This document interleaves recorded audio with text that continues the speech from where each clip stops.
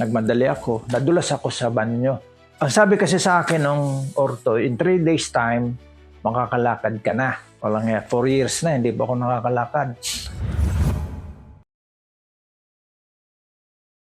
I am Colonel Eduardo B. Andes, a retired Army officer. I served the Philippine Army for almost 33 years. I am now 71 years old. Nadulas ako sa banyo. So, nag-crack yung aking right femur.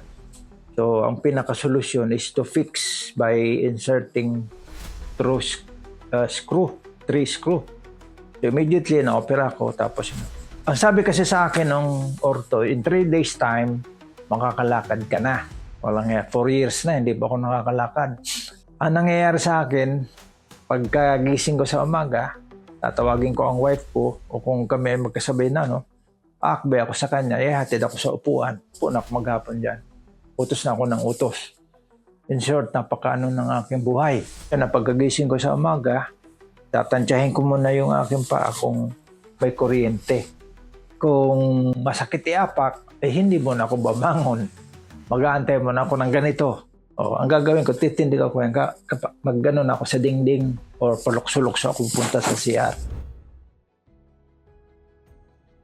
Inintroduce yan sa amin. Nag-take ako, isa sa umaga, isa sa tanghali, isa sa gabi. So in less than 1 week, naramdaman ko na yung balanse ko bumalik. So natuwa ko doon. Wala na yung nangyayari na pag-apa kong gaya masakit. Nakakatindig na lang ako ng maayos. Nakakalakad na ako. Nagulat ang wife ko nung minsan. Diretso ako sa kusina. Kita ko siya na nagluluto. Nagulat siya.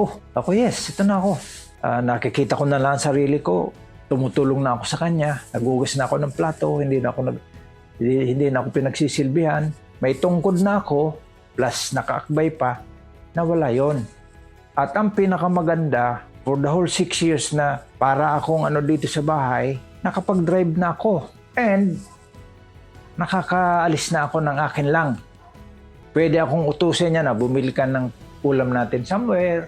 Yung stairs na yan, hindi ako makaakyat dyan.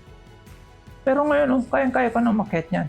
So, ito mga bagay na maski ang mga anak ko natuwa. Nabuhay ulit ako. Magic capsule? Hindi lang magic. Miracle. Why? Hindi mo akalain na mangyayari sa'yo ang ganito.